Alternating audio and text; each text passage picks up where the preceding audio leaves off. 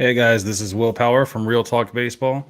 Sorry I'm a little bit late. I was waiting for my co-host. Carlos and Javi are actually not going to make it tonight.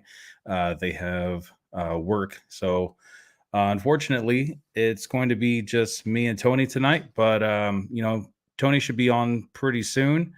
As soon as he gets on, we can go ahead and start the show. So, for anyone that's watching right now, I see we have a couple viewers. If you have any questions, go ahead and put it in the comments. I can answer them right now. Otherwise, depending on how late it gets, I'll go ahead and just start the show without Tony. He should be on pretty much any minute. He gets off of work. He got off work about a half hour ago, so he's probably just getting home, getting settled in. He should be on anytime soon. So we do have a full lineup today on the podcast. The first thing I kind of want to talk about is Miggy's 3,000th hit. We kind of touched on that last episode. There's a milestone watch right now with Albert Pujols with his home runs, and Miguel Cabrera with his 3,000th hit. What's up, Felix? How's it going, man? Glad you could make it. I don't know if you guys saw, but Miggy actually has 2,999 hits, going into yesterday's game. And the Yankees manager, Aaron Boone, actually, in the last at-bat that Miggy had before the game ended, he intentionally walked Miggy. And, there was a base open. He ended up loading the bases with Miggy going to first base. And it actually worked out better for the Tigers anyway, because they ended up getting a little bloop single from the next guy in the lineup, and ended up scoring 2 runs on that little single. So personally, I wanted to talk to Tony about this, kind of get his idea of what he personally feels about the situation. I've heard a lot of people that are saying that they don't really like the decision that Aaron Boone decided to intentionally walk Miguel Cabrera. And, I'm in my head and I'm just thinking like, man, if I'm a manager of a professional baseball team, I'm going to try to win the game, no matter what the costs. And there are certain unwritten rules in baseball, like, you don't bunt with a perfect game on the line in the 9th inning, trying to bunt for a base hit. There's other unwritten rules, but I feel like for this one, 3,000 hits, that's the huge milestone. But regardless, we have 5 more months of baseball that Miguel Cabrera can get another hit. So I don't really see what the big deal was. Even Miguel Cabrera said, you know what? They intentionally walked me. My batting average stayed the same. I didn't get the 3,000th hit, but my on-base percentage went up, and they ended up winning the game. So he was actually pretty happy about that. He doesn't care. He's the type of player that cares more about the name on the front of the jersey rather than the name on the back, So I did like to hear that from Miguel Cabrera, kind of like gave me that reassurance that, I, in my head, thinking the same thing, I'm right there with him. Second thing that I want to talk to you guys about, and maybe we can get your feelings about this, Felix, because I know you're a Yankees guy. 2017, we had the Astros sign stealing scandal, and it was a big deal. We didn't find out about it until 3 years later in 2020, and that's probably the biggest scandal we've seen since the Black Sox scandal back in like 19 whatever it was, 1918, 1920, I don't know. But now there was a letter sent to the Yankees in 2017 from Rob Manfred himself, and it was about more sign stealing scandals. And apparently the Yankees were actually part of a sign stealing scandal as well. No one knows any details except for the powers that be. So the lawyers for the Yankees were battling, really hard, going to court and trying to make it so that way this letter wouldn't be open to the general public. But now the court has actually decided that this letter will be opened, and all of us fans are actually going to be able to see what Manfred wrote to the Yankees. I've seen a video with Aaron Judge kind of in the dugout looking at an iPad, looking at a video on the iPad. I don't know what it was. Hey, what's up, Jasper? How's it going? I don't know what it was exactly. I did see that Aaron Judge was kind of like, putting his hand in front of the camera, trying to make it so that way the camera couldn't see what the video was that he was looking at. So, yeah, I mean, that's kind of exciting that we're going to be able to see, what the Yankees did. I mean, there was so much hype and just so much animosity from that season, from 2017, because of what we found out that the Astros had done.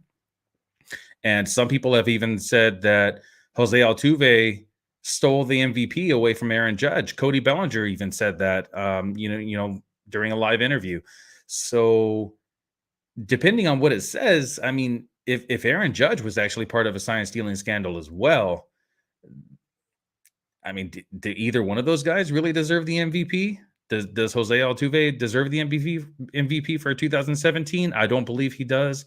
I was actually one of the ones that said Judge should have won. But yeah, now with this news coming out, I don't know. It's going to be it's going to be an eye opener for a lot of people. A lot of Astros fans like to say Astros weren't the only ones cheating in 2017, and I see that as a big cop out, that they're just trying to cover their guys and support their team, and I get it, but I mean, you stole the championship away from the better team that season. It would have been a great series regardless of no sign stealing or whatever. Now the good thing is, we have the catchers have the little machine on their forearms, and they'll be talking to the pitcher without having to put any fingers down, and it's going to be a lot harder to steal signs that way. I'm wondering if there's going to be some type of technology where they can get into the frequency that the pitcher has, the speakers in his helmet or in his hat, and people are going to be able to hear what's going on inside the pitcher's hat. So I'm sure that's going to be something that's going to be available in the future, and maybe there will be another scandal. I don't know. We'll see. But anyway, so next on the list, I have Shohei Ohtani. In his last start, went 6 innings actually against the Astros, only allowed 1 hit, 1 walk, 12 Ks. 12 Ks versus the Astros. Ohtani is legit, man. I don't care what anyone says. Ohtani is legit. He's legit with the bat. He's legit with with pitching. I think he is the best player in baseball right now. He is the one to watch right now. Tony's here. Oh, Hey, what's up, Doug? what's up, man? Sorry to interrupt you. No, you good, dude. You good. I'm just kind of jibber jabbering till you got on. Right on. I like that shirt, Doug. Oh, thanks, man. Yeah, Target. I wanted to get there's this X-Men shirt that I saw on Amazon that I wanted to get, but it's like $40. I'm not gonna spend $40 on a t-shirt. Yeah. What I did get though, I got this one. Oh, Cobra Kai. That's Cobra what's up. Kai, Doug. I know Carlos likes Cobra Kai a lot. All right, so past couple minutes or so, I talked a little bit about Miggy's 2,999th hit and how Aaron Boone intentionally walked Miguel Cabrera and squandered him out of the 3,000th hit. I kind of just want to get your opinion on the whole matter. I don't know. Was it a close game, or were they up by a lot? I So didn't. I didn't catch the whole. I guess the play. So there was a runner on second and third. I believe it was 2 outs, and Miguel Cabrera at bat. So they intentionally walked Miguel. Oh no, there was 1 out. I'm sorry. They intentionally walked Miguel Cabrera so that way they could try to get a ground out double play. Double. Yeah, and without allowing any runs.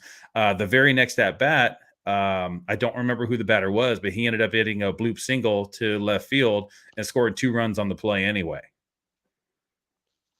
So what do you think? Do you think Aaron Boone made the right choice? Because that is the type of Well, that's call that you baseball, would bro. usually make, Yeah, it's a in normal that type of call. situation. But with this milestone watch that we're all watching with Miguel Cabrera with his 3,000th hit, that a lot of people are kind of saying that they squandered him out of the hit. A lot of Detroit fans, obviously, are saying that they squandered him out of the hit. So I don't know. What do you think? I think that's just what they have to do as a team, Y- whether it's somebody's stats or whatever it is, you know. I mean, you wouldn't want to be the team that hit against that, you know. I don't know. I don't think it really matters to me. I think that, as a Dodgers fan, if I was watching a milestone like that and I saw, if it was, I don't know, Justin Turner, right? He's nowhere near 3,000 hits, but let's just say like he was there and it was same situation. I would kind of be like heated in the moment, like, damn, I can't believe you guys did that, Yeah. as a Dodgers fan myself. But in hindsight, just kind of from the outside looking in, I don't really think that it's that big of a deal, especially because there's still 5 months of baseball, man. Yeah, he's And who definitely says gonna that get he's a hit. retiring after this season? He's probably going to end the season with 120 hits, so he'll get up to 3,100 hits probably. As long as he stays healthy. Yeah, he'll be I mean, fine. Uh, he's not going to lose any at bats. That who else in Detroit is really going to take any at bats away from him? Nobody. I mean, Exactly. they're already rolling him out, and Detroit wants to be that team. You know what I mean? That has a 3,000 hit player. Yeah. You know, I mean, he's future been there Hall of since the beginning. Famer. You know, he's probably a Hall of Famer, right? Oh yeah, for sure. I So don't know about first ballot. He could be. He could be a first ballot player. yeah, he'll be fine, man. I don't really worry about it. And like it was the right call to make. I don't know what else to say. Uh, I I didn't even agree. know about it. You know, I Oh didn't even really? know. Not really, nah. I did just kind of when you told me about it in the morning, and I was just like, okay. I was gonna dig into it, but then I was like, so didn't get a hit. Wow. You know. It's all good though. So it looks like we had a comment from Felix. He's a Yankees fan. He says, "For me, Boone don't allow Cabrera make history on his city, but as a Yankee fan, I understand we are the best team in the world." Well, that's what I was telling you too. Remember? And I was like, they don't want like some team if they don't want to be that team unless they have to be. You know, like nobody wants to get no hit on. Well, it's like, what if you go the other way around, right? And Aaron Boone let Cabrera hit. So I don't know if you know this, but Miguel Cabrera's 1,000th hit was a home run. His 2,000th hit was a home run.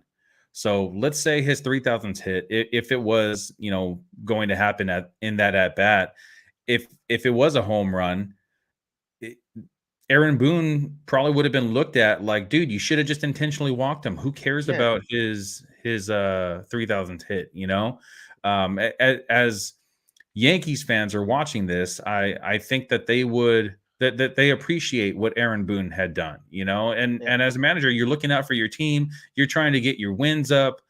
Especially when a lot of your hitters are struggling, and you're going to win any way that you can. And I think that's what he did. He just tried to win the game. yeah, man. I don't trip on it on that. All right. So another thing I was talking about was the letter that Manfred had sent to the Yankees about their sign stealing scandal back in 2017. So there's a letter that was sent from Manfred to the Yankees that no one has any knowledge about, other than that there is a letter. No one knows what's inside it, other than Yankees personnel and the courts and Rob Manfred and his people. So pretty soon we're actually going to find out what that letter said, because the courts actually said that it has to be made public for everyone to be able to read. So 2017, Jose Altuve won the MVP for the American League. Cody Bellinger, we saw an interview with him where he said that that Jose Altuve had stolen the MVP award away from Aaron Judge. So now that the Yankees are part of a sign stealing scandal, if Aaron Judge is one of those guys that's part of it, That's a pretty big controversy that a lot of people are going to be talking about, I think. Yeah, but I don't really care about all that stuff. I Man, what mean, do you care about? All you care about is your trades, your fantasy bullshit points. trades. I give about points, man. Let's talk fantasy.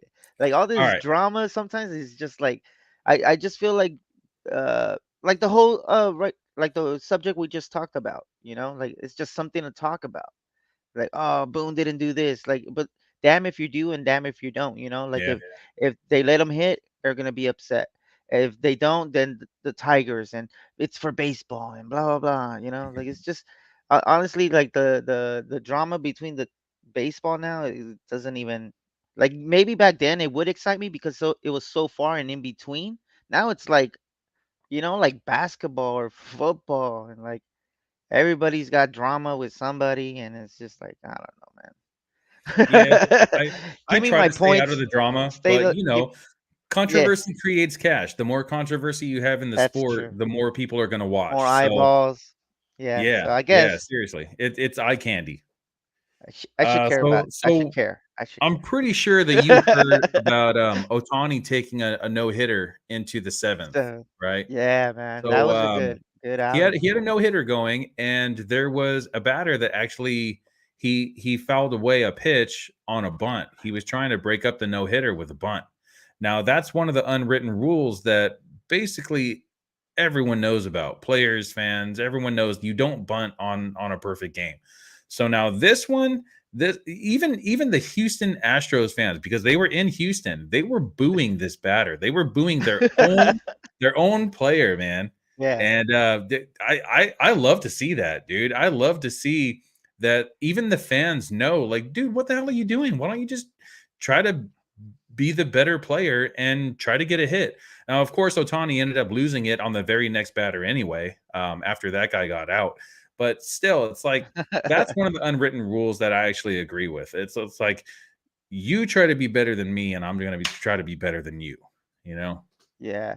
I can see that, as a hitter, I want to say like you're not gonna do this to my team. And as the opposing team that is, like we worked so hard and you're just gonna do this. I can see it both ways. Um, who else had a good game and like a no hitter into like the seventh inning, I believe, was Max Fried against the Really? Dodgers. Nobody talked about that. I didn't get to see that. Yeah, Dude, well, I I was hate. there live. Oh, So that's the game you went to? yeah, man, it was Wow. so boring. Uh, it's just the life was taken out of Dodger Stadium. Like Max Fried did. Man, He was on he was point. awesome. He was awesome, dude. He was You know awesome, and it what was just though? like, oh I my feel like goodness. a lot of pitchers do really well at Dodger Stadium, and there's a couple reasons why. One is because the weather's warmer, so your body doesn't have to constantly try to get warmer. You have a better grip on the ball. Your muscles are a little bit more relaxed and loose, and it's a pitcher's ballpark. It's hard to hit home runs in Dodger Stadium. The fence isn't that far away. It's like 380. It's not too far, but Yeah. because of the air in Southern California and the low humidity level, the ball doesn't travel as far. You go to Arizona where they keep all the balls in a humidor to try to cut down on the big bombs. Other than that, it's so hot in Arizona that the ball would just fly. Yeah. Same thing in Colorado with the very thin air. It's I feel like any pitchers that really go to Dodger Stadium, and Dodger pitchers in general, they generally have Good games, huh? good games. Yeah. Yeah. Yeah. Um, Bueller did it. I believe he gave up 2 home runs that day. And I think they won 3-1. Um, Hanser Alberto, he ended up breaking up the no hitter. I think it was in the seventh or in the eighth. Dude, he Max took it to them, bro. Dude, It I was like Hansel Alberto. I yeah, see yeah. him in, I in like the his dugout, dude, and he has so much energy. It's like that's yeah. what Carlos is always saying. Like, there's no one in the Dodgers dugout that has that energy anymore, like Kike Everybody's and Verdugo uptight, used to huh? have.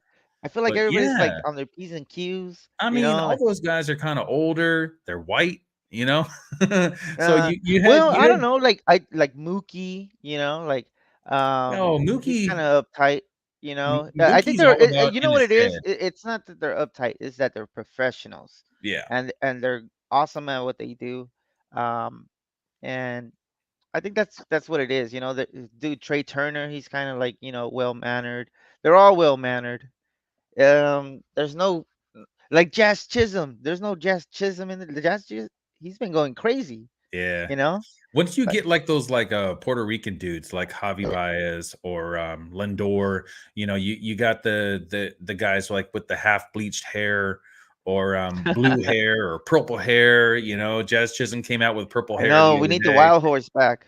Yeah, remember Puig? Like that was fun, man. It was so fun to Yeah, watch Puig.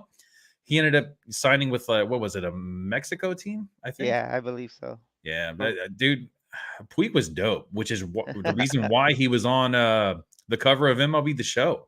You know, it wasn't just because about his skills, his bat skills or whatever. It's because Personality. he had charisma.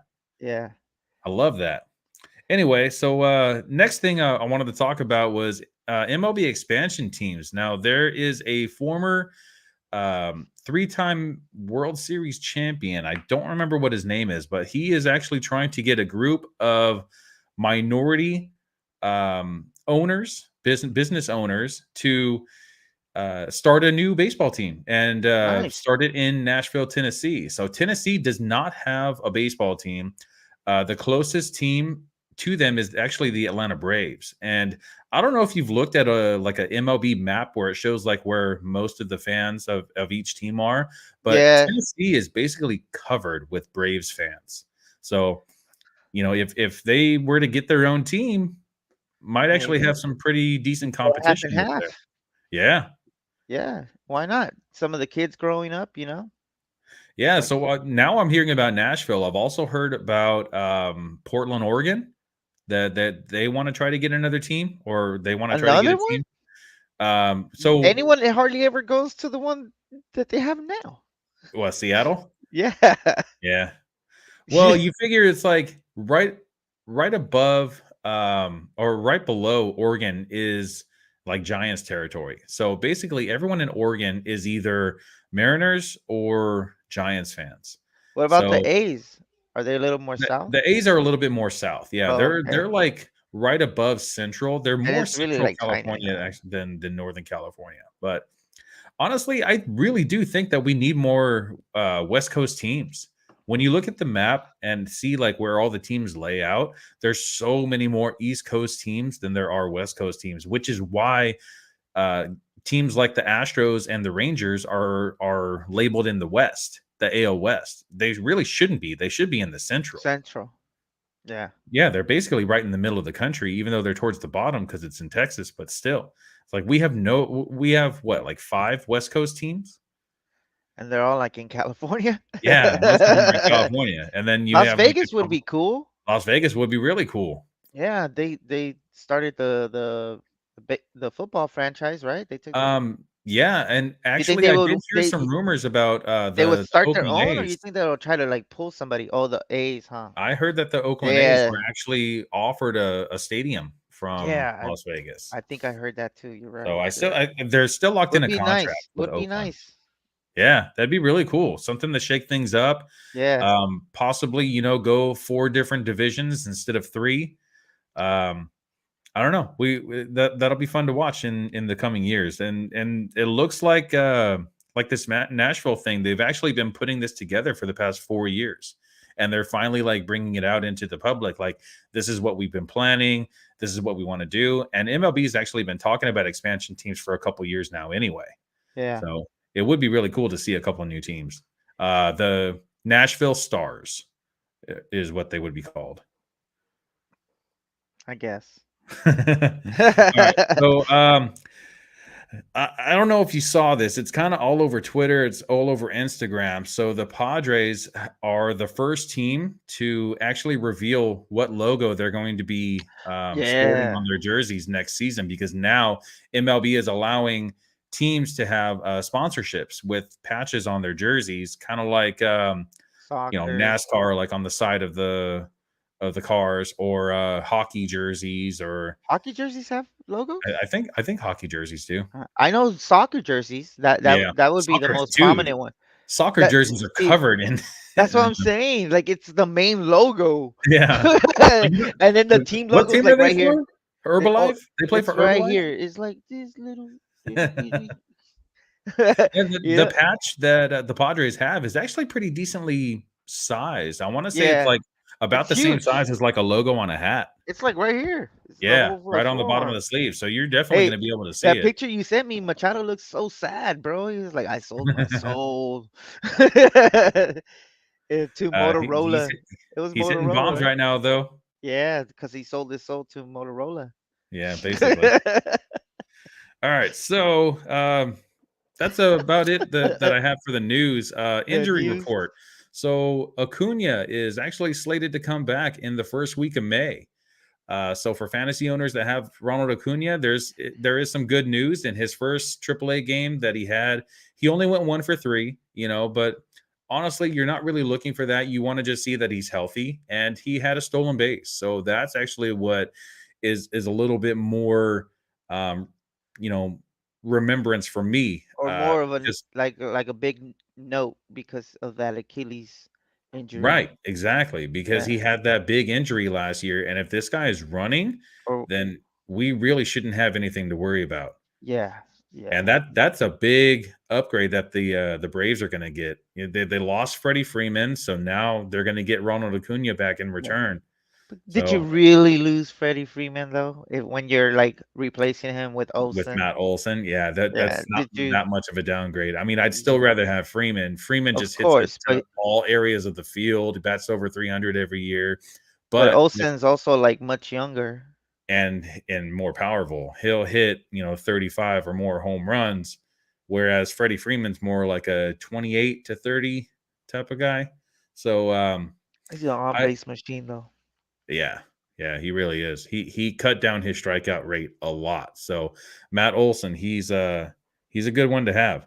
Um so Who else? Who else? the next guy I want to talk about is Byron Buxton. I don't know if you saw the play where he slid into second base, and right when he hit it, he got mad and he just Like, slammed oh. his hand down on the ground. The second baseman was like, He's "What like, the fuck did I "Damn, do?" I got hurt again. Fuck." This guy just can't catch a break, man. But Yeah. I have heard that he's actually going to be okay. He's going to take a few Yes. days off. He's going to avoid an IL stint, and he should be back in the lineup by early next week. Yeah, that's what I heard as well. He should be fine, and that's good for baseball, man. Because uh, Dude, he's one yeah, of the best players in baseball, and he doesn't get talked about but all enough. we see is because we don't see a full season. It's Exactly. because he's always hurt and gone for the majority. Sometimes it's like 2/3 of it. You only see Or like a few less. months. Well, you know, I think it's that's why we saw so much frustration from him when he did get hurt. Yeah, exactly. I mean, Because he's last year like, wasn't even his fault. Last year he got hit on the pitch, hit by a pitch on his wrist, yeah, right when he got back from injury. So, he was already ready, like, let's he go, was and then he doing ends up getting so hit by a pitch. well. That sucks, man. It Yeah, sucks so bad when it's like, that you're healthy, and then something happens beyond your control, you know? exactly. Yeah. Ugh, very, Well, very, very it's good frustrating. news to hear that he more than likely is gonna be back in a Yeah, week yeah, or definitely. just a couple of days. So, Next guy I want to talk about is Jose Altuve. He had a hamstring strain. He is on the IL. He is on the 10-day IL, but manager of the Astros, Dusty Baker, actually says that the hamstring strain isn't too bad. It's very mild. So he should just be having the minimum stay on the IL and should be back in the lineup week after next. So that one's not too bad. Next guy I want to talk about. Did you see the video of Trevor Story getting hit in the head by a pitch? I didn't. I saw the the injury update, but I didn't have time to watch the Yeah, play. it looked pretty bad, dude. But he It stayed in ricocheted the game, right. right? He stayed in the game. That's so Freaking tough crazy. ass dude, man. It's like what's the polar bear's name? I forgot his name.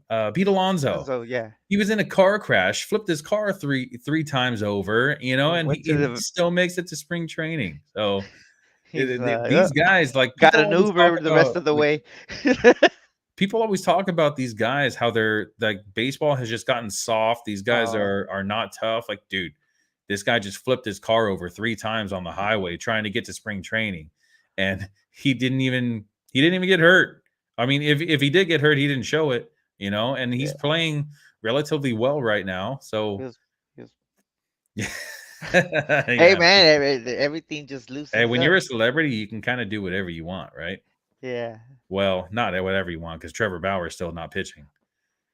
Oh my God, that's one we should be talking about. Like, how far is MLB gonna be kicking this can down the road? Is it gonna be every week that they're gonna extend it, or are we gonna um finally hear an answer to, you know, the question that, and nobody even talks about it, bro. That's so crazy. I know. Nobody It's talks like about it. everyone was talking about it for a And little he's while, like and now he's one of the best. Like, if he's out on your waiver wire, you should probably picking him up, especially if you have an NA spot. I think that The I saw that what? he's only like 60% owned. Yeah, he should There be like eighty there's percent guys owned. on a lot of teams' bench that are just not used. Why not make Trevor Bauer one of those guys that's not used, you know? Use. Yeah. Like, I just got Kyle Tucker in a trade, but I know he's in this huge slump right now, and I So have him on my sit him. bench. I'm not starting him I until saw he that. starts I to get saw hot. that. I saw that. I was like, "What's he doing?" And I was like, "Oh yeah, he's slumping right now." Yeah, he's That's he's in a big slump. yeah. Kyle Tucker is actually a guy that I want to talk about a little bit later. But so um,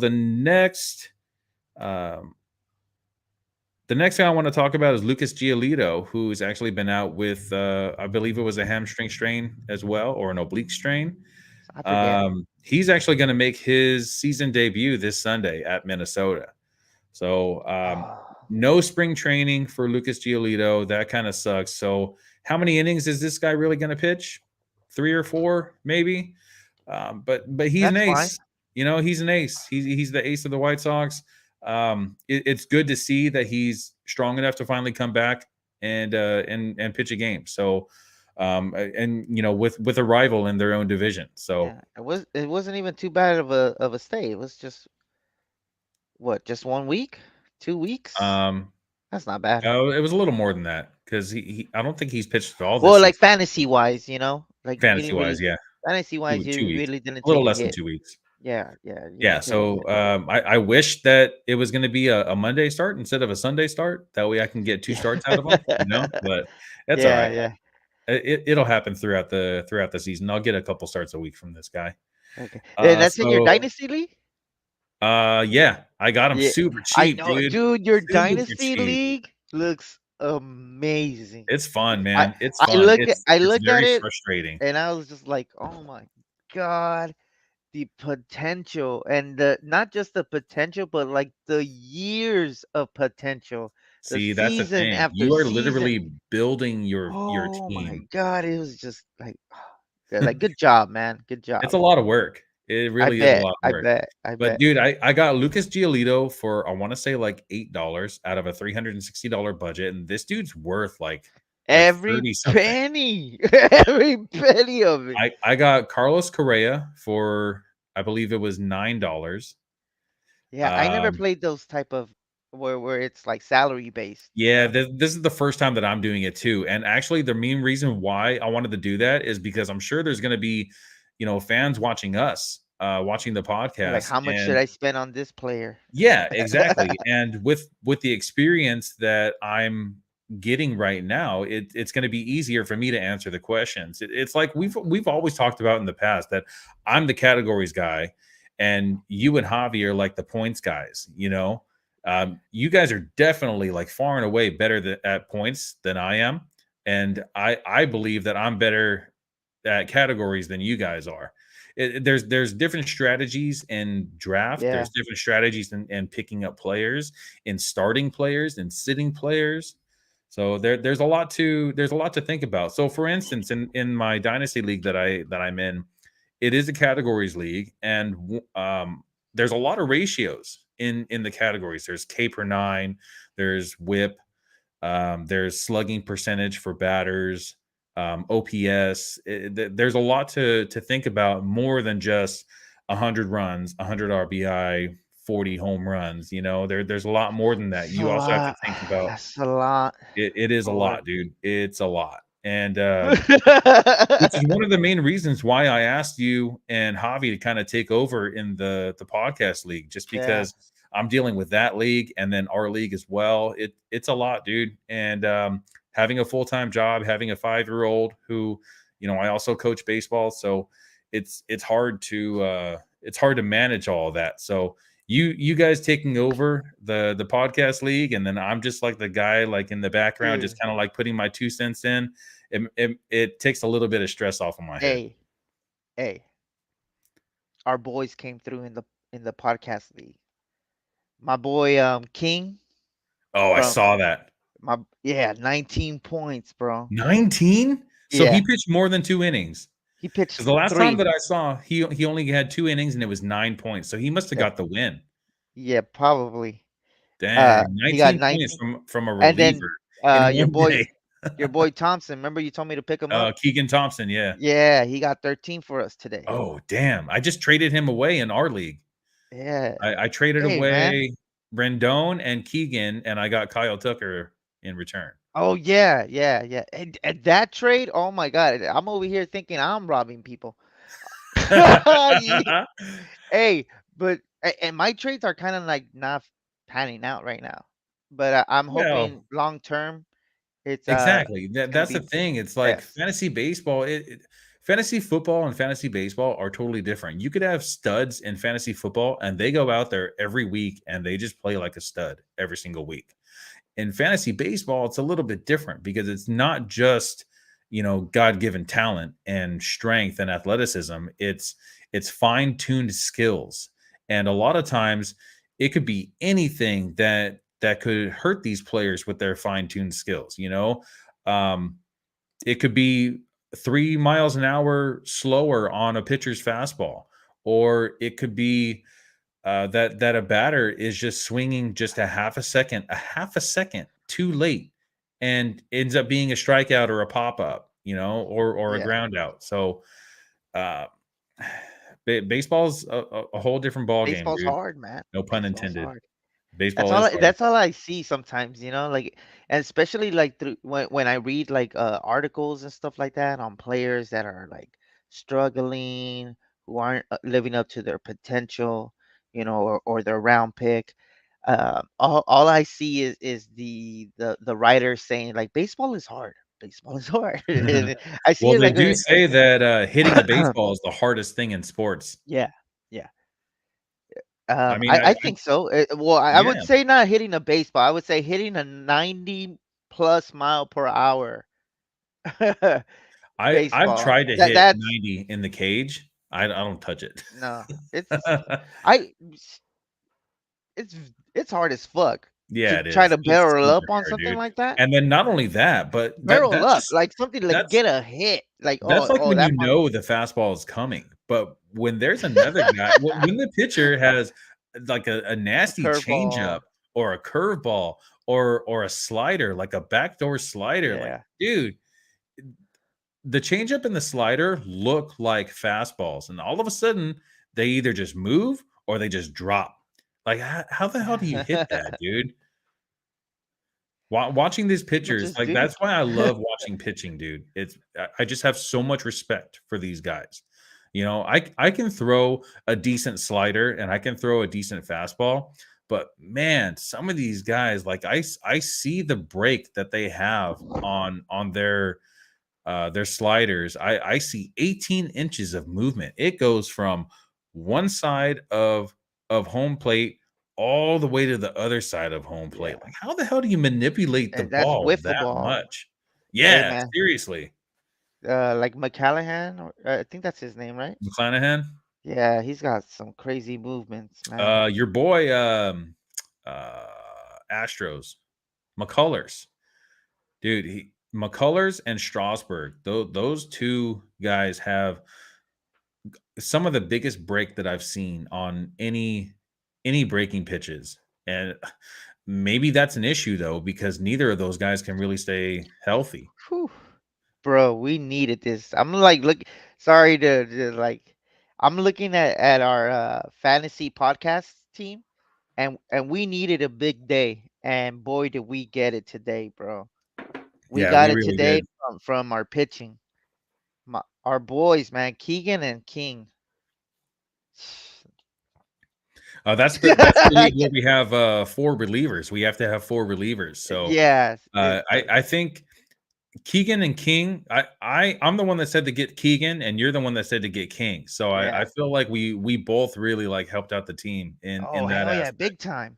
Big time. And remember, I was telling you, in this league, in any league, I would say people out there who are like playing like in leagues that is anything above 12, be aggressive Yeah, when you see a player that you like. I saw a game with King in it because it was like a free game. I forget when it was. It was either Friday or Saturday. It was a free game, and I saw him pitch, and I was like, "Damn, this guy is good.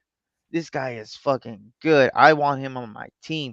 And not necessarily like a 12 man or a 10 team, like because like shallow leagues, you probably don't need him, you know. But like in teams where you're playing like maybe even like dynasty, eventually they can trade him down the line and he's like an elite closer, like the yeah. next hater, you know um and and and anything, like I was trying to just allude to, anything above 12, like a 14 or a 16 team league, you should be running to King and Keegan right now. Like, go and get them because they're going to help your team out tremendously. Especially if you have like a 2 RP position, more than likely you didn't reach for the elite relievers, but these two are going to help you just with strikeouts, because that's what they do. They're like strikeout specialists. They get Ks. And I just think like if you have a team, if you're playing in a league that's 14, or even if you're playing in a 12 team league, or you know what I mean, probably not 10, but a 12, and you don't have like you definitely like steered away from relief pitching, go get them because they're gonna help you. They're gonna help you a lot. Yeah, a lot of times we've used the term SPARP before, starting pitcher and relief pitcher. Usually I go for those guys in points leagues because most of the time, your relievers, unless you have an all-star closer, they're usually not going to get that many points for you. So you go after guys like Ranger Suarez, who has relief pitcher and starting pitcher eligibility, but he's always going to be starting, The every starting game that pitcher. he plays. So you have more opportunity to get more points because of his start. Quality start maybe gets you a couple points. The win gets you a few points. So you could end up with 20 points at the end of a game. 20 points in a week from a relief pitcher. I think that's great. Yeah. Unless you have a guys like Liam Hendricks or Josh Hader or Craig Kimbrell, the top closers in the game that everyone knows that they're the ones that are going to get Bro, how you majority of gonna say saves. Craig Krimbo and leave out Aroldis Chapman? Ah, How you gonna Chapman's say garbage, man. Chapman is Kimbrel garbage. over Chapman? I'd rather have Kimbrell. Are you Have you kidding? seen Chapman, dude? The last few years, Well, he's always been wild, but dude, he has been so wild. He walked like the bases loaded the other day. yeah, I did see. I have him, so yeah, I did see that. Yeah. But I always have him every year. And he Um, gets out of a jam. That's the one thing that remember what I I'll was give it telling to you him. last time? How I don't know if I ever text you or not, but um, I always go for top reliever. I always either have Hendricks or Chapman. I always go for one, and this year I have both of them. And Really? In the same yeah, league? yeah, in our league. Oh, damn. You didn't know That way that? you don't have to worry about RPs, you know? Yeah, yeah. I People are ended up always trying to trading find RP, and trading like some big stuff. Oh, sorry to no, sorry. you're good. So, but I did end up like I feel like I traded like maybe too soon because I probably could have got more out of it. I probably could have got a better hitter for what I had. I traded away Kyle Wright from the Braves, who's been today even had a great start. If you guys are fantasy owners, more than likely you either got him or you missed out on him. I was able to pick him up, and I felt like he was really good, but also there's no background. You know what we You need know? to do? Maybe next episode we can talk about these guys that are off to hot starts, like Kyle Wright, Yeah, and Keegan Thompson, King, and King from the Yankees. A couple other Connor starting pitchers. Joe. Well, I mean pitchers, Oh, um, okay. but we should talk about some of these starting pitchers and kind of just look at their underlying numbers and look at what their ERA is compared to their xERA, or how much hard contact they're giving up.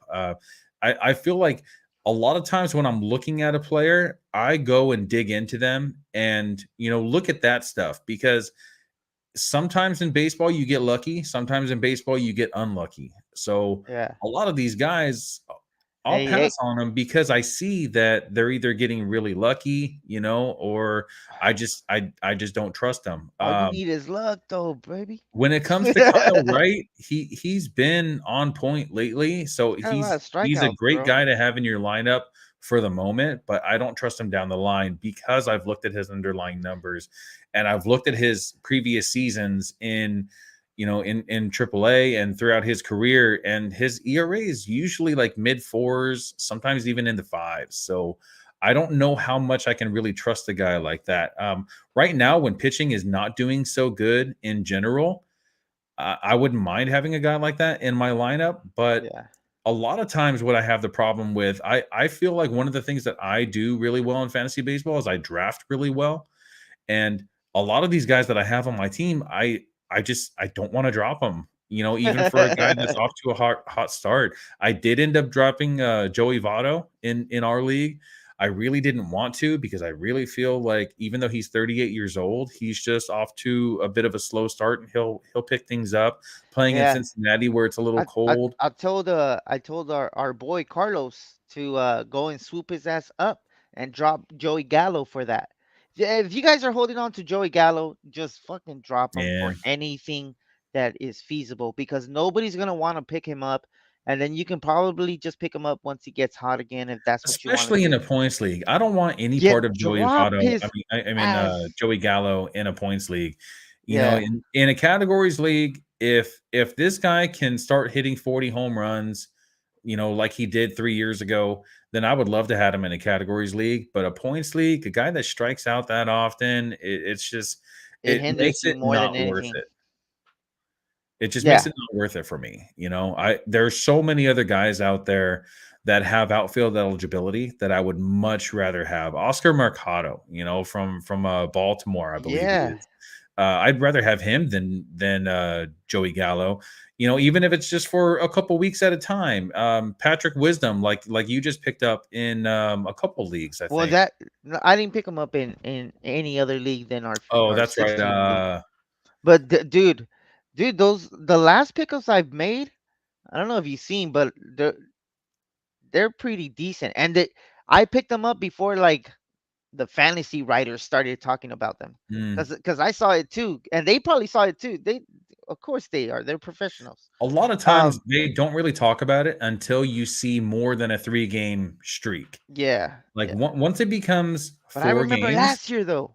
yeah, I remember last year, yeah, and we all remember last year.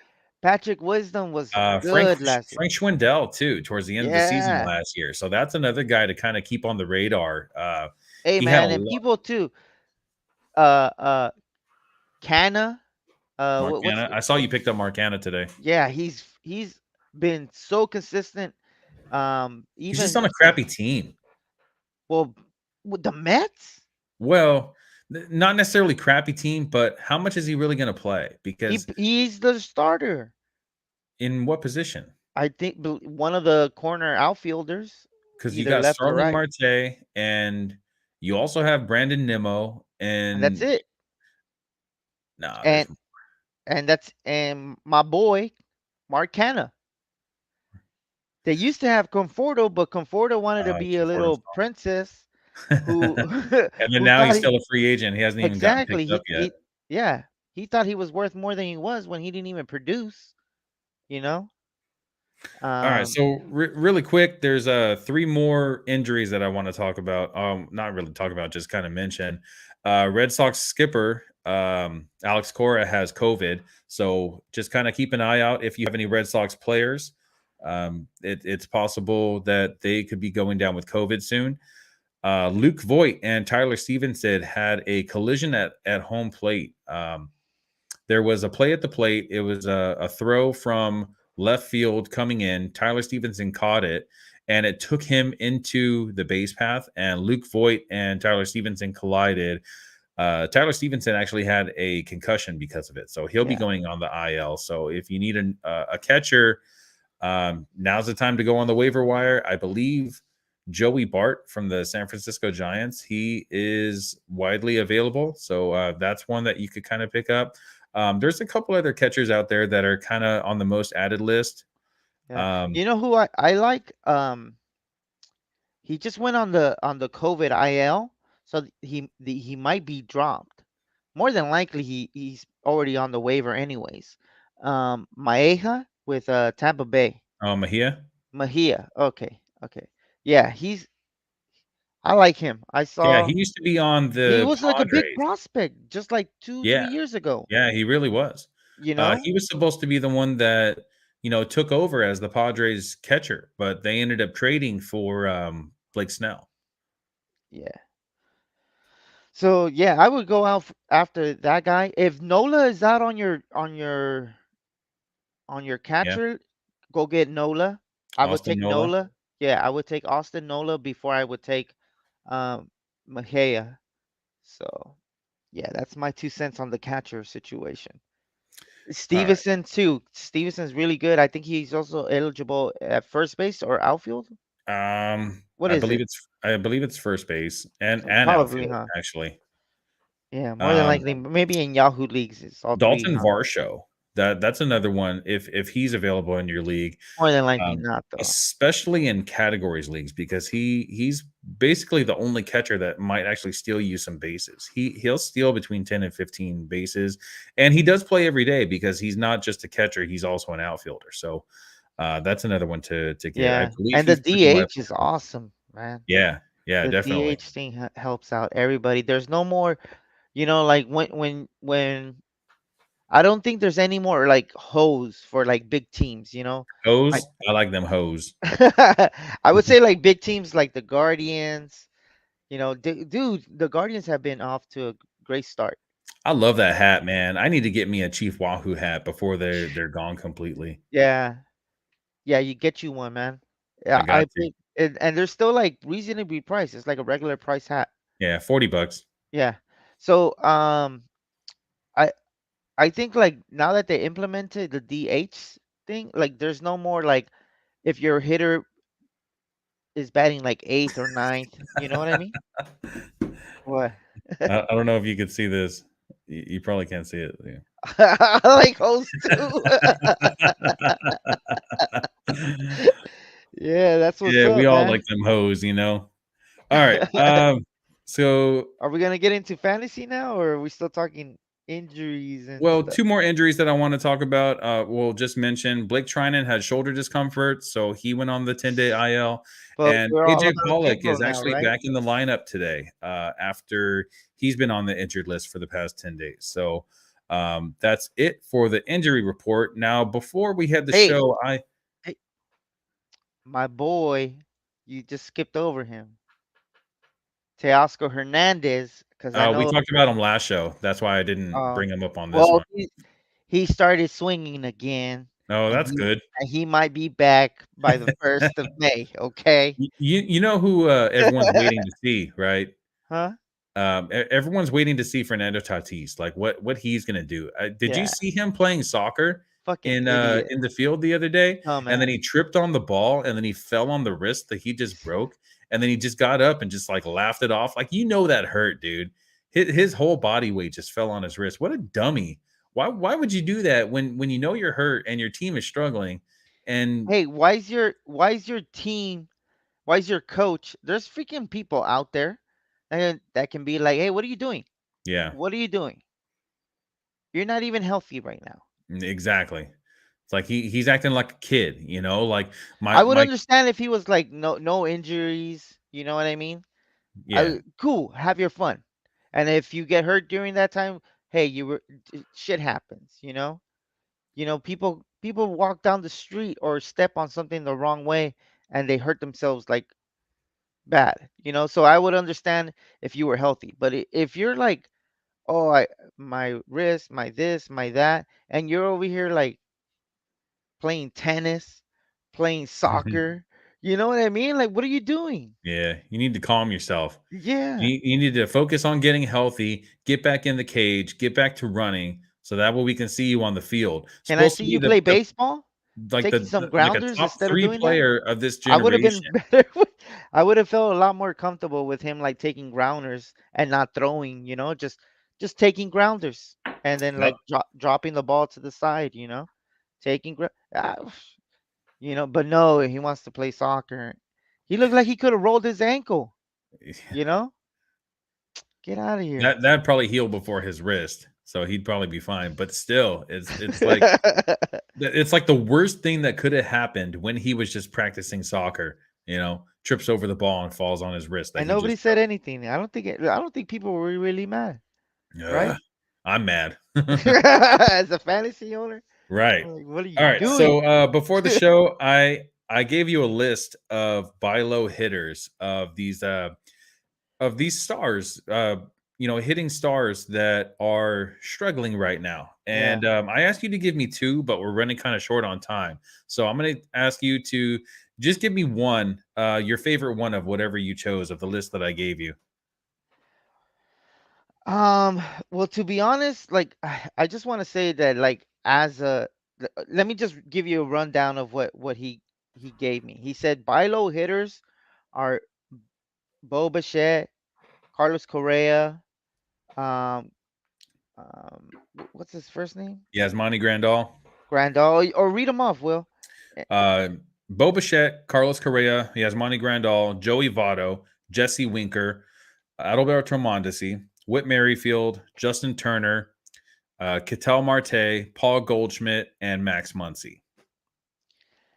A lot of these players I wouldn't sell at all, even at a discount, like Boucher, Correa, um, Goldsmith, Muncie. Those guys I wouldn't even take at a like if they were like offer me like discount, like I would not sell low. I am not Like a scared. Tiago Estrada. Yeah, I'm not worried about these. Yeah, yeah, I would. So I'm not those worried okay. about these players. How about you But tell me which ones you are definitely not worried about at all? I'm not worried about Bichette. I'm not worried about Correa. I'm not worried about um, Goldsmith or Muncie or Turner. But I would be worried about um, the ones that worry me is Grandal because his past seasons has just been like not great. He's been okay, maybe like top 6, top 7 catcher, but we're drafting him to be a possible top 3. So Yeah.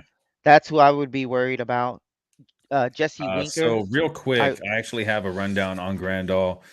He was the 97th draft pick off the board in fantasy baseball leagues in general.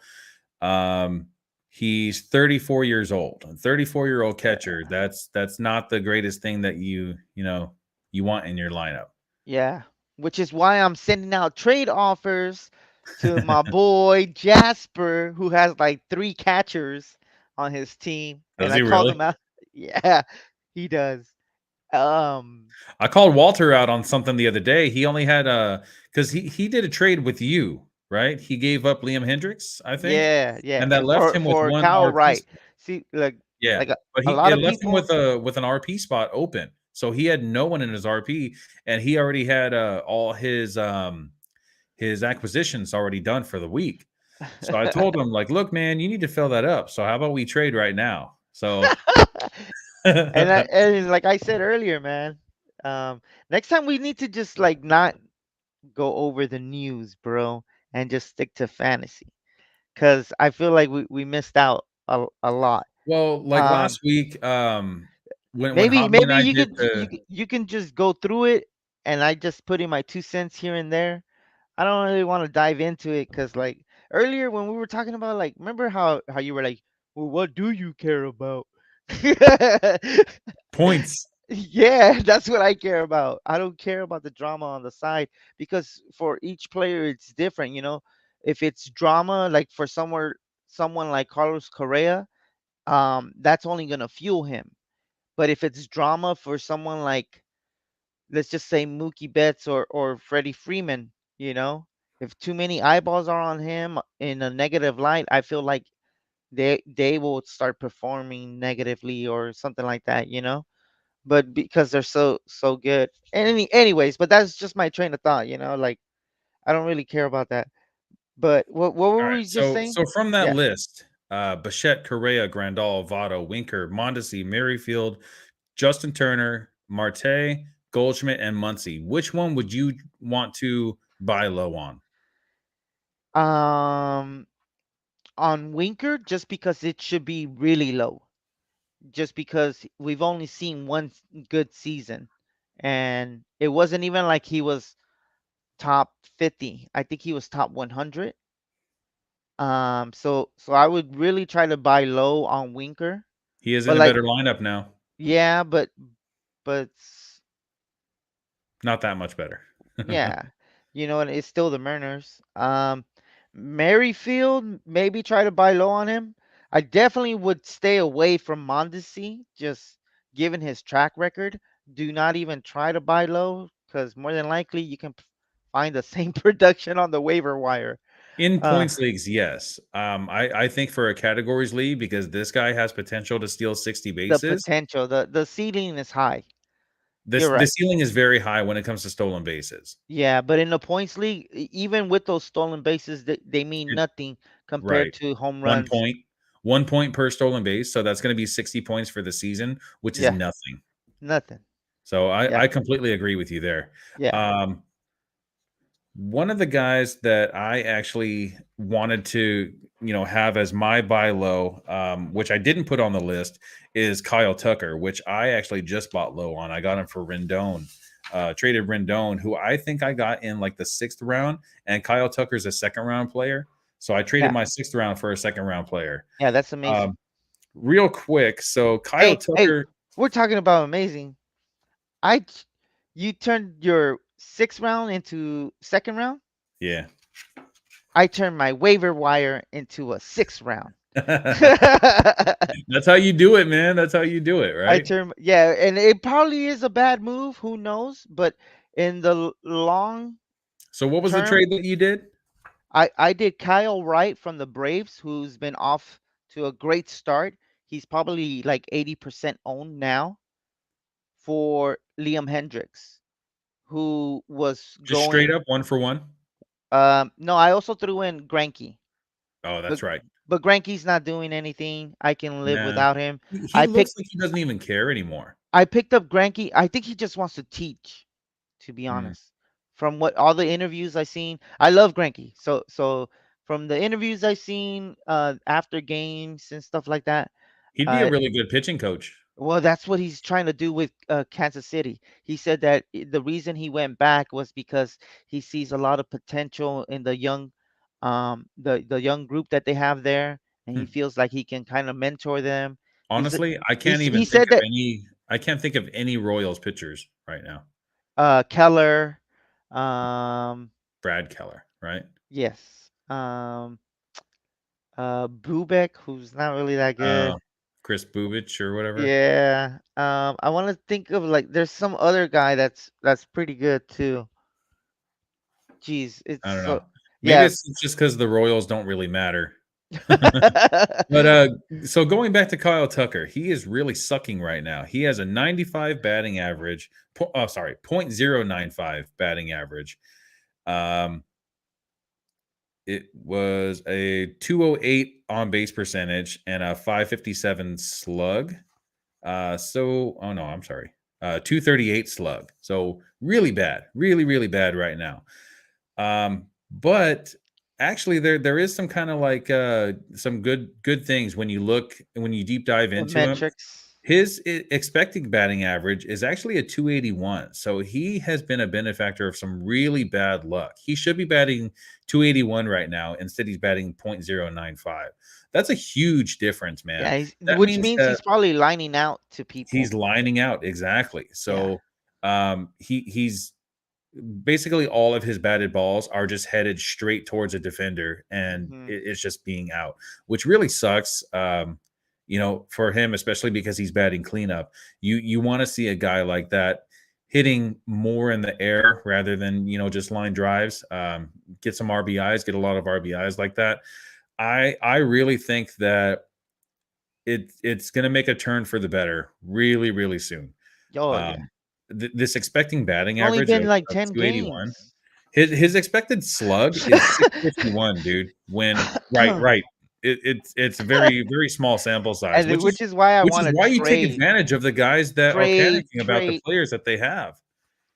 Right Well, now is the time to trade if you can try to buy low on basically any of these guys. Honestly, I yeah. would try to buy low on any of these guys, even Grandal. Oh, Because Grandal I right don't know. now, Oh yeah, Grandal's Grandal. batting 111, and his expected batting average is 229.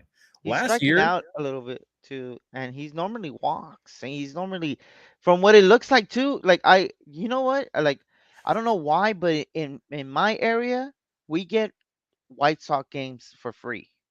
I always like just look up TBS games, or something. something. I We always get fucking games for free from the White Sox. So I Yeah. watch a lot of White Sox games. I don't get to watch any of the Dodger games, even though I fucking live in California. Dodger Y- game's on right now. I haven't checked the score in a while. Oh my god. Last time I saw, the Padres were up I one to want to zero. trade Bellinger, you Give me fuckhead. Bellinger. Who is that? No, I But have Bellinger. of course you do. I've been trying to pick him up forever. Um, but who were we just talking about? Grandal. So Brandon. Oh man. his expected batting average is 100 points higher than his current batting average. His on base percentage last year was 420, and when your batting average is less than 300 and your on base percentage is 420, that means that you walk a lot. Lot. This guy, he strikes out pretty often, but he actually has more walks than he has strikeouts. And that's not something that's easy to do in this game and age. Um, I think Grandal is a good buy low candidate. I actually was thinking about putting an offer for him in our league. I have Cabert Ruiz, so I wouldn't mind giving up Cabert Ruiz and Well, possibly. I have Grandal in our Oh, league. you do. Yes, Well, I you have I probably have won't another get him. league that I could try to get him. Probably, or even our other league, man. So we'll see. So yeah, those are the two guys that I wanted: Kyle Tucker and Grandal. Is there a pitcher that you were looking at that you would try to buy low on? I'll go through the list real quick. Yeah, yeah. Zach Wheeler, Freddie Peralta, Trevor Rogers, Robbie Ray, Charlie Morton, Walker Bueller, Erin Nola, Yu Darvish, Kyle Hendricks, and Jose Barrios. Um, well, from these guys, I'm just gonna start off like this, like I did with the hitters. I definitely would not be taking discounts for Wheeler or Peralta, Robbie Ray, Morton, Bueller. So basically, everyone. No, that's five, but you had like 10. But I probably would be shopping if I had Rogers, Tyler Rogers, or Trevor Rogers Trevor from the Rogers. Marlins. I would probably be shopping around. If I had um Aaron Nola, I will probably be shopping around because it's just been too many consistent years where we draft him in like elite level, but he ends up being a little bit like on the second tier instead of first. I Uh, actually just submitted a trade offer for Aaron Nola. I offered Merrill Kelly from the Diamondbacks to get Aaron Nola in return. I would if I had Nola, I wouldn't sell that low. You wouldn't Um, sell that low? no. So currently, Merrill Kelly has 15.1 innings pitched with 18 strikeouts, and he has 53.5 points in our league. That is good for Merrill Kelly, but as a owner, I don't own Nola, but if I did own him, I would be like looking at a batter maybe that was drafted around his draft area So than a pitcher currently, who's doing really well. Aaron Nola has a 5.52 ERA in 14 innings pitched. That's 3 starts so far. So he hasn't even gone 6 innings yet in any of his starts. Yeah, so he'll probably hit the IL. 5.52 ERA is a little bit higher than what he is usually at, because usually Aaron Nola is more of a high threes to low fours ERA, but a shitload of strikeouts. Yeah, 220, 230 strikeouts in like 180 innings. So that is that guy's bread and butter, is the strikeouts. So he does have a lot of upside. I feel like he just needs to get his pitch selection a little bit better. He's striking out a lot of batters like he kind of always does.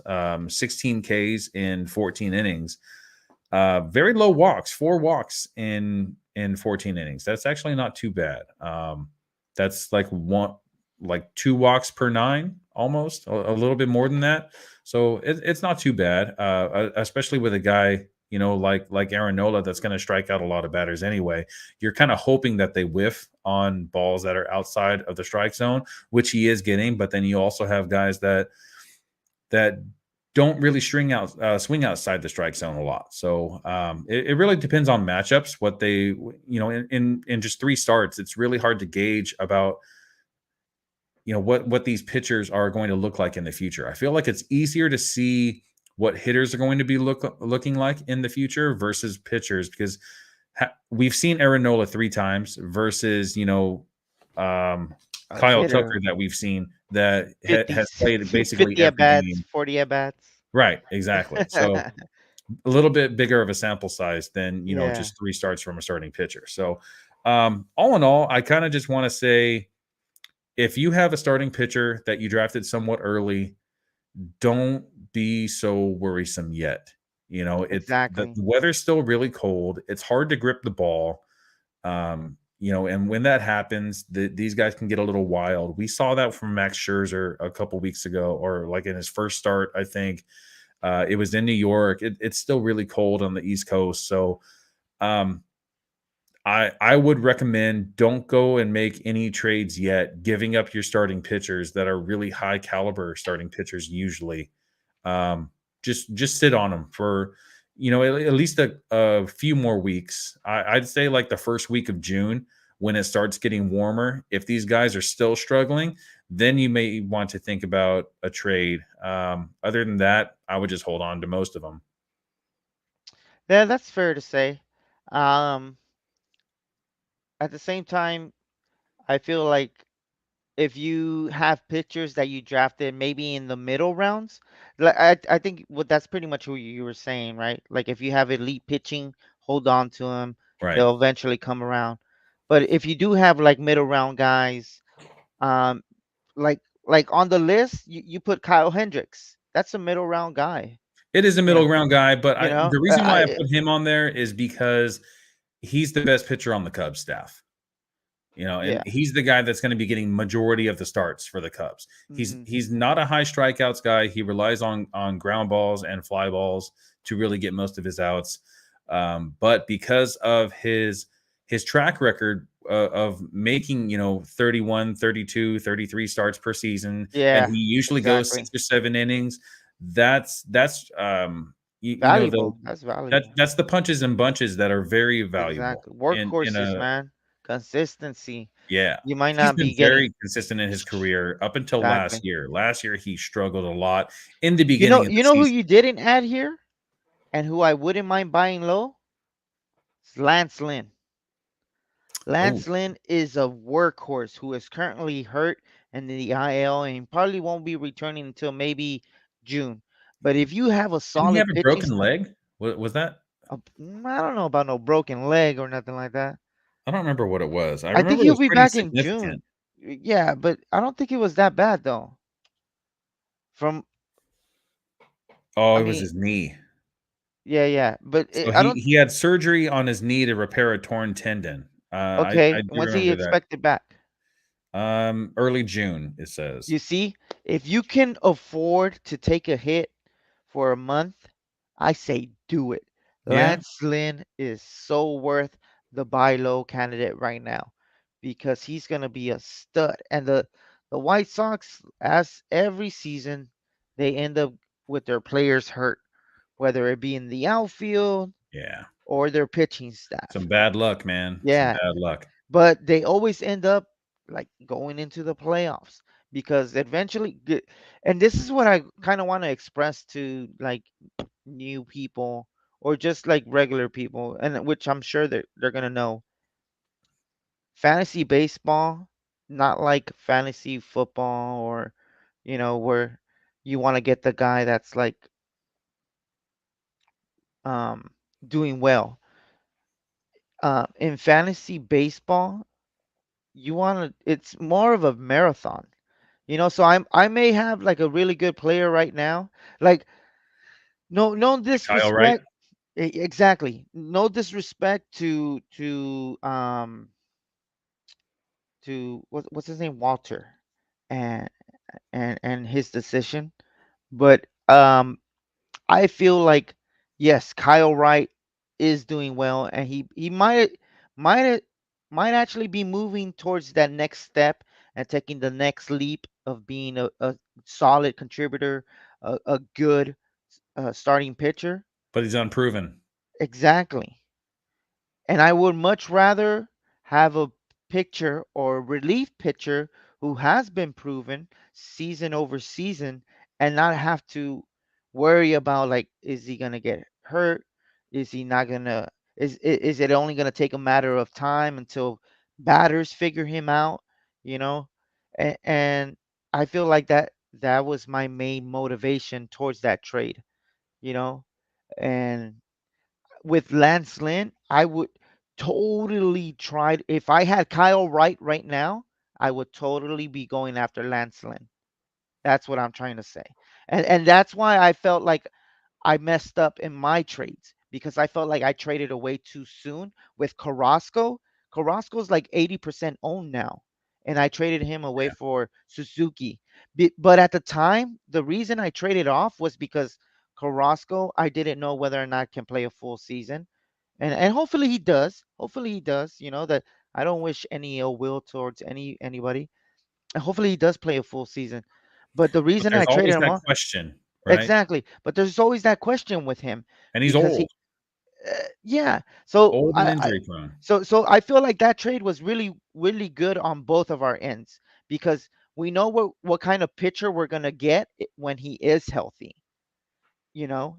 And then with Suzuki, who I traded for, we know what kind of player we're gonna get if he does if he's able to hang with the big leagues because Which I've heard of that Suzuki. His swing is actually geared towards American baseball anyway, because he's been playing in the Japanese league, and in American baseball now everyone is all about launch yeah, angle, and exit velocity, and he plays in a good park, bro. he's already kind of like taken that into account with his swing. In Japan, he's had that uppercut swing for a while now. You see some guys that are that their uppercut swing is just so uh detailed, right? I don't know what the proper word would be, but like Cody Bellinger, you see Cody Bellinger, and Yeah. it's like he's golfing, you know. That's a little too extreme in my Oh yeah. opinion, but but if you look at the way that Suzuki hits, he's not a line drive hitter. He's trying to hit the ball in the air and hit it as far as he can. And that's what you want to see in the major leagues. Now, the only thing that I really worry about with Suzuki is pitchers finally trying to find his weakness, because in Japan, he's hit close to 300 or over Yeah. 300 every single But season. it was the highest level. And did you know that he's been playing like high level ball since he was like a teenager? Like he's Yeah. always been like a prospect. He's always been like the guy. So I you hate that these guys take so long to come over to the yeah. major leagues. It's Like like, dude, you should have that's been here 4 years ago. You know, Otani did it probably right. Otani did it right because he came over really young. He already had his Tommy John surgery. He is healthy now, and we're seeing probably the best version of Otani. You know, a lights out pitcher, a heavy hitter, a heavy handed hitter, and you know, he doesn't play the field, which is fine because that just means that he has less chance to get hurt. So, yeah, that's the perfect. The best DH rule, fantasy he's baseball player. probably the reason they made the DH rule. Oh So yeah. like well, yeah, right? So he can play like Well, every they game. made an Otani So so rule so they this can year. play every game, huh?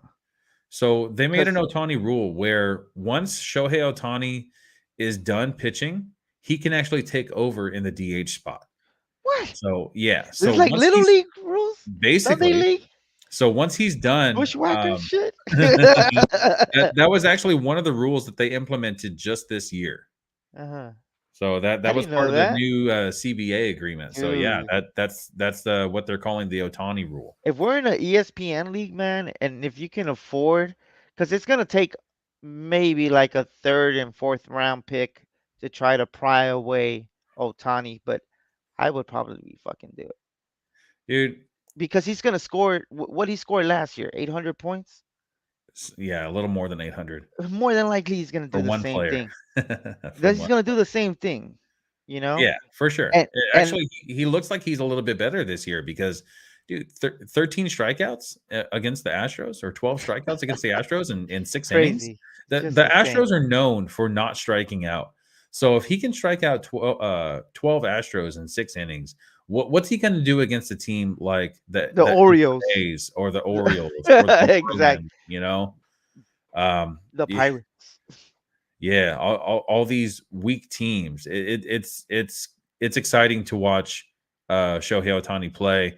MLB Network actually said that every time that Otani bats, they're actually going to break away from whatever they're doing to broadcast his live at bat. That's good. We need more people on baseball. Yeah, And seriously. All yeah. right, so to kind of end the show, we do have two start pitchers for next week. So I'm just going to go through each one of them real quick, and you just tell me start or sit. Uh, Okay. Sandy Alcantara at Washington. Uh, well, Washington and Seattle, right? Yeah. But Yeah. you know, I most of the people that play fantasy baseball do daily lineups, so you don't Oh, necessarily need to start them for both games. So, yeah. all Well, I right, would so definitely. Uh, he's a stud, so I start no matter what. no matter what. Yeah. All right, I'll just say both matchups then. Max Fried at the Cubs and versus Texas. Yes. Hell yes. Jose Barrios at Boston at Houston. I want to say, and you know, the reason I'm gonna say start is because this is how baseball works. He's been doing bad against mediocre teams, and these are two good teams with the Boston Red Sox and the Houston Astros. I'm gonna say start. I'm gonna say start because I feel like he's gonna turn it around, and yeah, start his ass. All right. Framber Valdez at Texas at Toronto. Um, he's been doing bad, huh? He's not doing like he was last year, but I kind of have a feeling. I was looking at his Yeah, numbers, his underlying numbers as well. He looks like he's ready for a turnaround. yeah, yeah, and that's how I felt about Barrios. Barrios. Yeah, because he's just been proven, season after season. So I would say start with Framber Valdez. He's due. All right, Logan Gilbert at Tampa Bay at Miami. He's been a stud, and they don't really Tampa Bay maybe, but like they don't have anything that really worries me. So I would start Logan Gilbert. Luis Severino versus Baltimore and at Kansas City.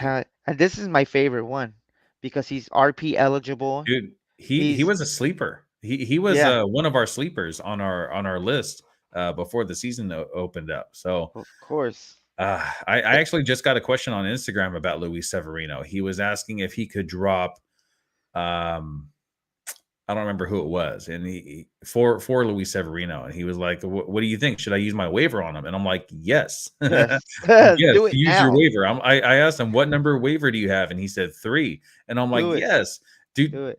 don't waste your waiver on no names." Well, Luis Severino was the ace of the Yankees before Garrett Cole was with the Yankees. hey, So which brings me to this.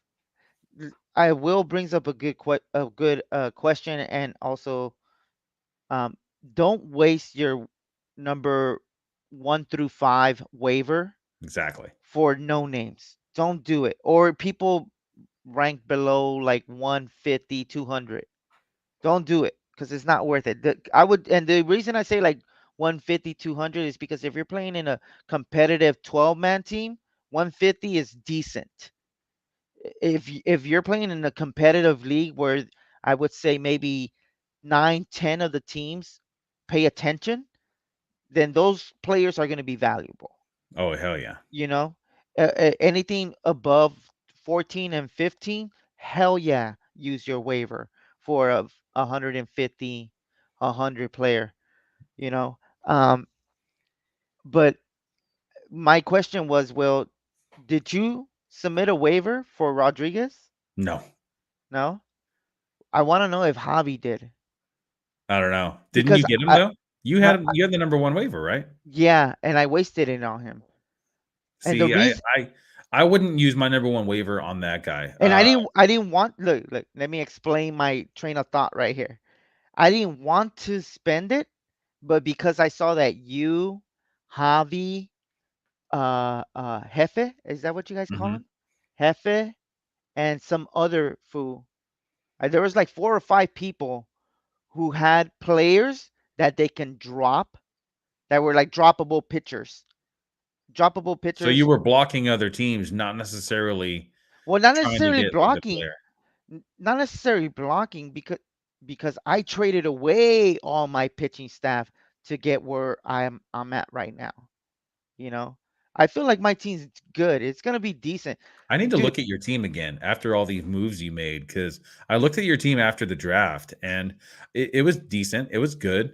I need to look at it again because I know you've already made a lot of moves. I made a lot of. I've already made 3 trades in under 2 weeks, Jeez. and I'm We still trying to have till trade again. August to make I more want trades.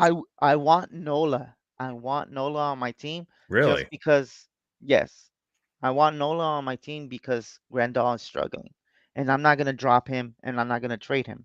Oh, you want Austin Nola. Yes, I thought you Austin meant Nola. Aaron Nola. Oh, sorry. I should have been more specific.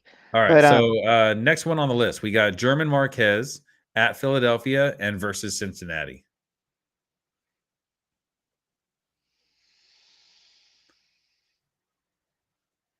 he's always been so good, no matter what. But then he goes through stretches where he Yeah. sucks.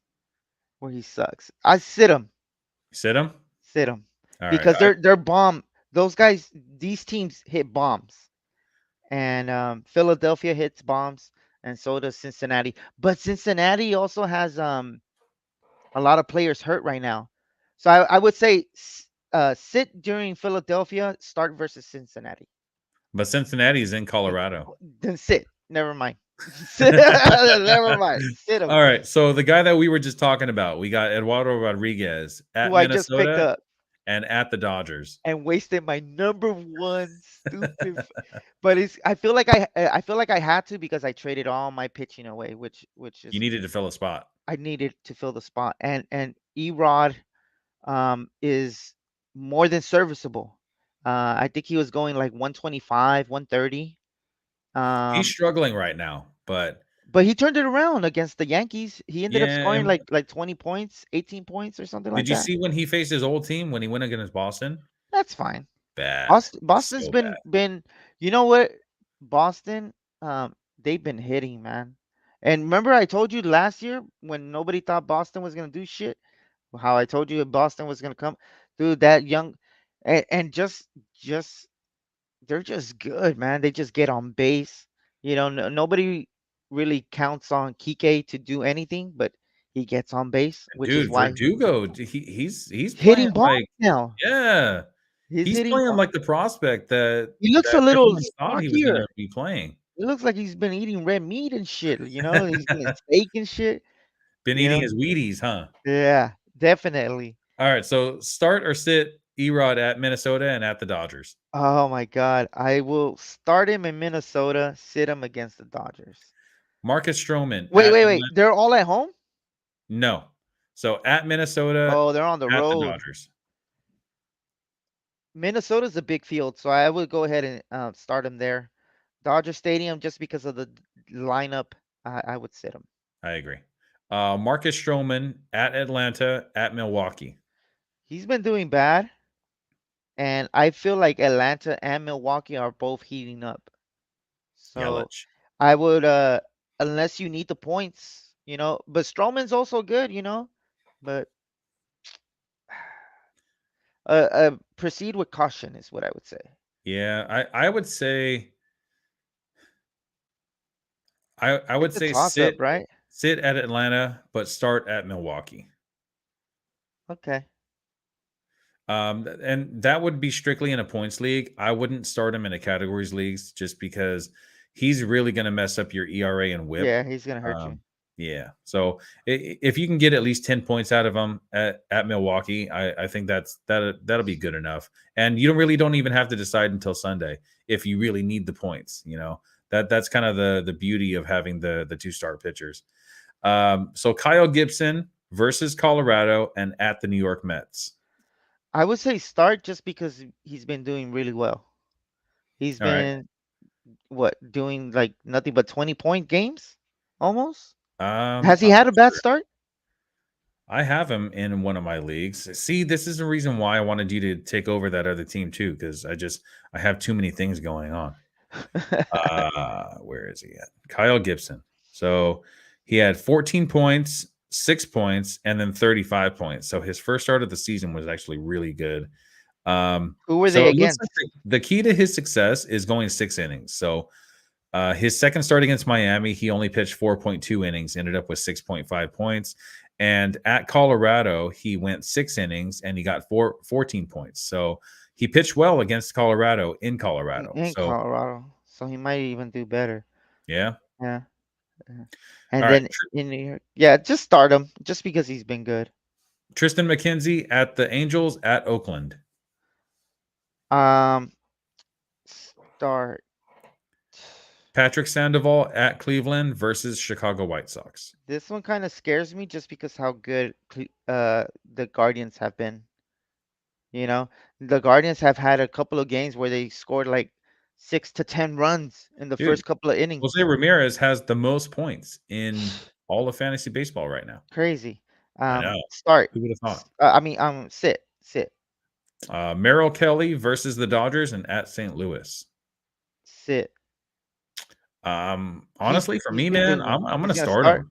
He He'll is probably so be hot right serviceable. now, dude. You know what I mean? He'll more than likely he'll do okay. More than likely, he'll get you like 5 points each game. At St. Louis, I think he'll do really well. Versus the Dodgers just Against the have red hot Arenado? Arenado. Arenado? Arenado. Arenado? Arenado? Yeah, I That's mean, I funny. would still start him Arenado. anyway, just because I really like what I've been seeing from him. And Yeah. Did you have Arenado too, huh? I have Arenado and I have Merrill Kelly And you have fucking Machado. and then You Machado. And I psycho. had Rendon that I just got rid of That's for so something else. crazy. All right. Nick Pivetta at Toronto at Baltimore. Sit. Sit both games? Yeah. Well, maybe against Baltimore, but he's been bad. I haven't Yeah. seen him do anything. No. I've been keeping track of. I like Boston a lot. I get free Boston games too. I have no idea why, They're but messing with you. All I right. fucking Miles get. Michaelis versus New York Mets versus Arizona. He's been doing good, so I would probably start them both. All right, Zach Eflin versus Colorado and at the New York Mets. Proceed with caution, especially the Colorado one and the Mets. The Mets have been hot. They were like Yeah, what 10-4, dude, or like Lindor has just been or like tearing the cover off the ball, man. Did you see crazy. the home run he hit the other day? It was like the third It was deck. a freaking blast, dude. Where was this Yeah, Lindor last year? Anyway, seriously. Chris Paddock versus Detroit and at Tampa. Remember, he's in Minnesota now. Yeah, yeah. Um, Geez, I don't know. He hasn't been doing well. These guys right here, I would just say proceed with caution. Maybe start against Detroit and sit maybe against Tampa. I don't know. I'm like Honestly, these last four guys, including Chris Paddock, don't make my lineup. I would never pick never them up. never start these. Yeah, So Dallas Keuchel, don't Dallas even reach for Keuchel him. versus KC and versus the Angels. Do not even pick him up. Josh Fleming versus Seattle and versus Minnesota. Who? And Dane Dunning versus Houston and versus Atlanta. Oh my God. That has to be No. the worst matchup, Houston worst two and matchups that we've said for this yeah, whole like two-start pitcher week don't even versus Houston and versus Atlanta from a Texas pitcher. definitely no. Yeah, definitely no for us. All right, man. You got anything else that you want to add real quick before we sign off? I would say just if if if you are looking to trade, one of the best things to do is study the teams. There can be a team that can have XF like three pitchers on their bench, and you look at their outfielders and they all suck, or he only has one good outfielder. But you have a bunch of outfielders who are decent, you know. I would say maybe trade off two of those outfielders who are decent for a decent pitcher, and more than likely they're gonna accept. And I feel like that's one of the best things that you can do when you're trading is read the other team's needs, and not necessarily like you can ask them what they want, but what they need just by reading their team, like if you have, like, let's just say Jasper has three catchers right now. He can trade off, wink wink wink, Aaron Austin Nola for two of my outfielders. I'm offering him, I think, Canna Canna for Nola, One for one? 1 for 1. But I'm That's also fair. I'm That's also fair. thinking about just doing both of them, Grichuk and Canna. Ooh, really? Yeah, I like and Kitchik. me too. But Hernandez is going to be coming back in like a week or two. You need to make space. Exactly. And I feel like I said earlier, I need to cover for Grandal because he's not doing well. Mm. All right. But Grade the trade real quick. We have a trade scenario from Felix. I'm going to put it up on the screen. That's if supposed to be Barrios. yeah, yeah. I Well, I think it's if you have Giolito, I think you win that trade. If you have Giolito. So If you whoever ends up with Giolito wins. Yes, I They think were only drafted about 2 spots away from each other. So, really? yeah, rankings wise, they're actually pretty fair. And points wise, also, they're both projected about the same. I want to say they're like 2 or 3 points projected away from each other. I think You I like think Giolito Barrios? has been a lot more consistent Hmm. than Barrios. Barrios has been very erratic in his career. He has these like really good streaks and then really bad streaks, but I feel like Yeah, Giolito has always just been that consistent, um, like a tier below those top aces. You yeah, know, but like also like above that, like one of the first names in the second tier has to be. Um, I I would prefer Giolito over Barrios. I think for me, I'd be But see, okay with like, either one of them. oh yeah, definitely. I don't put much stock into Barrios' struggles right now because it's so early in the season. We keep on saying that it's early in the season, it's cold. These pitchers can't grip the ball as well, and they're just not warmed up. Very short spring training, so Barrios is one of those guys that I would like to kind of hold on to. Um, Same thing with Giolito, even though we haven't seen Giolito yet. I just those are the two guys that I really wouldn't give up in a trade unless someone was trying to really like Overpay. buy high, you Yeah. know. If there was like a White Sox fan or if there was a Toronto fan that kind of just wanted to get their hands on either one of those guys and they really wanted to just buy them for, a really good first baseman, something that I don't have, because my best first baseman was, I believe it was Joey Votto. So I wouldn't mind making a trade like that if I could get like an Abreu or I don't know, Pete Alonso. I'd probably trade either one of those guys for Pete Alonso if I really needed a first baseman. Other than that, I'd rather just kind of hang on to them. Yeah. Yeah, it would have to be like an elite hitter for me to. I would not sell low on any of these guys. All right, man. I think we're done for the For day. sure. Next time, man. More fantasy, less news and drama. Well, like last week, I went through the news and I did it like real quick. We went through it in Ah, like 5 I'll, minutes. I'll just shut up next time. All right, for Tony Snap and Willpower and Carlos and Javi that couldn't make it today, this was Real Talk Baseball. If you guys have any questions, we have email realtalkbaseball@yahoo.com, or you can reach us on Instagram, Real Talk Baseball, and just send us a DM and we will get back to you as soon as we can. Any questions, trades, or acquisitions, ad drops, whatever it is, we are here for you. Yeah, just drop us a line. And that Sure. was it. Thanks, guys. Thanks for joining the show. See Hey. you next week.